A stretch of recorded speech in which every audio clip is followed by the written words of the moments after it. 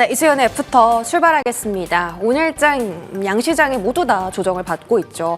4월 투심이 불안하다라는 키워드로 출발을 해보도록 하겠습니다. 지정 확정 리스크 그리고 부동산 PF 불안감까지 테마들 짚어볼게요. 먼저 오후장 일중 흐름 보도록 하겠습니다. 자, 코스피는 오늘 하루 계속해서 약세 흐름, 탄력은 회복되지 않고 일중 저점 2,709포인트까지 떨어지면서 이제는 2,800이 아니라 2,700포인트 이탈 가능성까지 조금 제기가 되고 있는 상황입니다. 현재 2,714포인트 지나가고 있고요. 코스닥 흐름도 마찬가지로 비슷합니다. 오늘 계속해서 좀 떨어지는 상황, 그렇지만 1시 이후로부터는 낙폭을 그래도 좀 줄여내는 모습이 나타나면서 881선에서 지금 거래가 진행되고 있습니다. 수급도 볼게요. 외인 기관의 동반 매도세가 양시장에 나타나고 있습니다. 그동안 외국인들이 코스피에 강한 순매수에 힘을 실어 넣어주면서 지수가 탄력 있게 움직여줬고 상승 추세도 유지할 수 있었는데 오늘 외국인이 매도세로 전환했고 지금 선물시장에서 1조 3천억 원 정도의 대량 팔자세를 보이고 있습니다. 기관 6,700억 원 매도 발생하고 있고요. 코스닥으로 넘어가겠습니다. 코스닥 수급도 마찬가지로 기관이 조금 더 많은 팔자세를 보이고 있고요. 외국인도 매도세 동참하고 있습니다. 시가총액 상위 종목들 보시면 그동안 삼성전자에 외국인이 11거래일 연속으로 순매수가 들어왔는데 오늘 12거래일 만에 매도로 전환을 했습니다. 거기다가 기관까지 팔자세 연출하면서 오늘 외인기관 동반 매도세가 나오는 게 삼성전자 쪽이고 그 TSMC가 지진 문제 때문에 생산 차질 빚을 수 있다라는 소식에 오늘 잠깐 또 주가가 떨어졌었는데 그래도 주가는 회복을 하면서 최근에 올라갔던 단기 이평선 5일선을 지지받는 상황입니다. 하이닉스가 오히려 좀 더 부실하게 주가가 흘러가고 있어요. 3%대의 약세, LG 엔솔은 4%대 약세 흐름 나타나고 있습니다. 6위부터 10위도 보겠습니다. 6위부터 10위 안에서는 최근 들어 현대차, 기아가 계속해서 좀 내림세를 걷고 있는데 오늘 역시나 지수의 하락과 함께 조정을 받는 구간 연출되고 있고요. 포스코 홀딩스는 2.5%대로 최근에 그런 이야기도 있었죠. 영업이익의 전망치가 좀 하향됐다라는 이야기도 나왔습니다. 윗골이 길게 달면서 최근 들어 2차 전지 전반적으로 약세 흐름 나타나고 있습니다. 네이버만이 빨간불 켰습니다. 0.9%대 상승입니다. 코스닥 시총도 보겠습니다.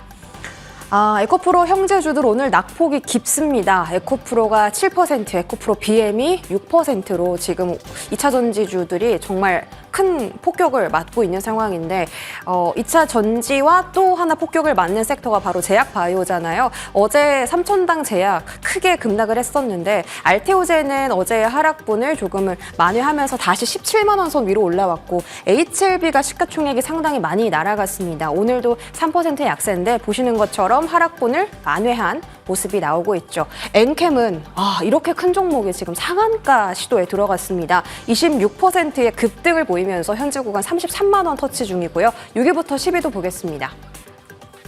6위부터 10위 안에서는 레인보 로보틱스만 유일하게 빨간불 켜고 있고 HP, SP가 조정을 크게 받네요. 반도체 안에서도 지금 테마별로 너무 다른 움직임이 나오고 있습니다. HP, SP 반도체 장비 쪽 그런데 오늘 유리기판 쪽은 또 급등세가 나오고 있고 오후장 들어서는 소재 쪽인 레이크 머티리얼즈까지 급등하는 모습이 나왔습니다. 반도체 안에서도 이제는 선별적인 시선이 필요한지 앞으로 계속 체크해 드리도록 하겠습니다. 자, 오늘 테마는요. 흥부자들 하는 중 계속 앞에 흥이 붙은 종목들이 핫하잖아요. 흥하해운 그리고 흥구석유가 그 주인공이라 제목을 이렇게 달아봤는데요.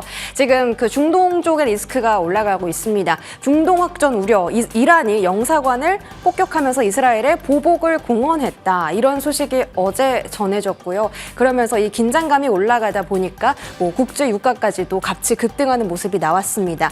해운 쪽에서는 미국의 볼티모어 그 교량 붕괴 사고가 나타나면서 잠깐 해운주가 일시 급등한 바가 있었는데 이게 단기적인 이슈일 줄 알았더니 또 다른 리스크가 다른 지역에서 터지면서 해운주의 모멘텀을 계속 더하고 있습니다. 다만 늘 이 섹터는 단발적으로 보시는 섹터라는 점 다 알고 계시죠. 거기다가 흥하해운이 지금 2년 연속 흑자를 기록하고 있다라는 소식도 전해졌더라고요. 단기 순이익이 347억을 찍었다. 영업이익이나 매출액은 좀 감소했지만 그래도 2년 연속 흑자 기조를 유지했다라는 이야기도 있었습니다. 있었습니다. 해운주들은 흥하해운, 대한해운 정도 강세고 물류 쪽에서는 태용, 로직스, 동방 정도 강세 흐름 보이고 있고 나머지 종목들은 1% 안팎의 상승세를 기록하고 있습니다.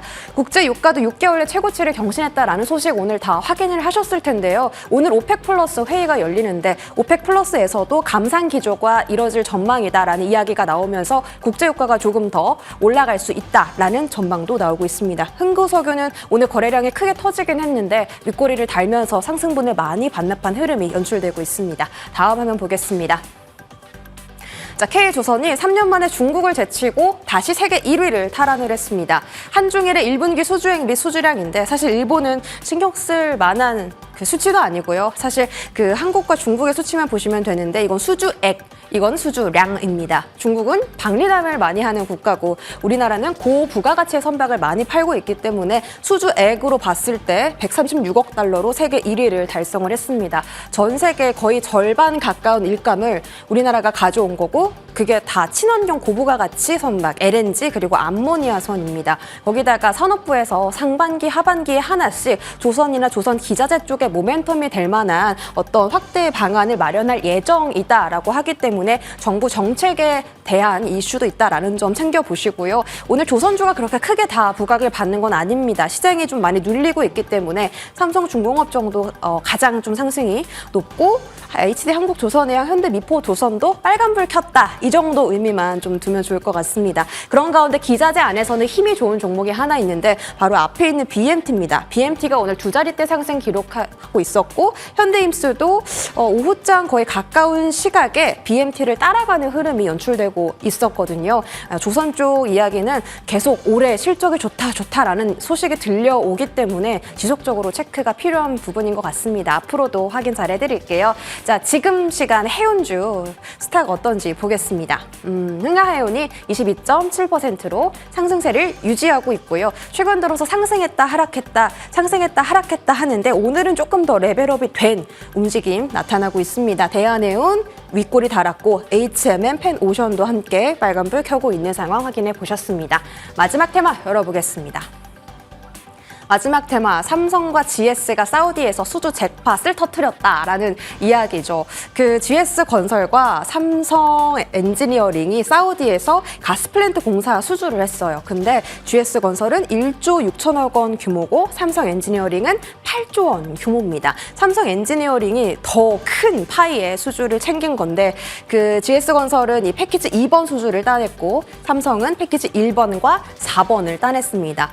그래서 이 삼성이 이번에 따낸 게 국내 건설사 등 역대 최대 규모고 삼성 엔지니어링이 따온 수주 내에서도 역대 최대 규모의 발주라고 합니다. 이런 소식 때문에 오늘 삼성 엔지니어링 상승세가 강했고 GS건설도 같이 올랐는데 GS건설은 아쉽게도 윗꼬리가 쭉 달리면서 상승분을 반납하는 흐름이 연출됐습니다.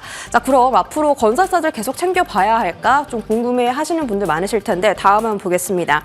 저희 이제 총선 앞두고 있잖아요. 총선 앞두고 그 부동산 위기설이 계속 이야기가 나오고 있죠. 총선 끝나면 부동산 위기가 좀 더 부각이 될 거다. 건설사들 다 줄도선 날 거다. 이런 이야기 많았는데 좀 관련해서 이슈를 체크를 해봤습니다. 계속해서 그 PF 대출 잔액이 늘어나고 있고 전년 대비 연체율도 증가를 하고 있더라고요. 근데 국토부 장관은 그건 위기설은 과장이다. 우리가 정부가 다 지원은 못하겠지만 어쨌든 그 자기 자본으로 해결할 수 있게끔 하겠다. 이런 이야기도 있었고 올해 1분기에만 부도난 건설사가 총 9곳이었습니다. 그래서 총선 이후에 더 줄도산 나면서 시장도 압박받고 부동산 경기도 안 좋아지는 거 아니냐 이런 이야기 있는데 하나증권에서 오늘 나온 리포트입니다.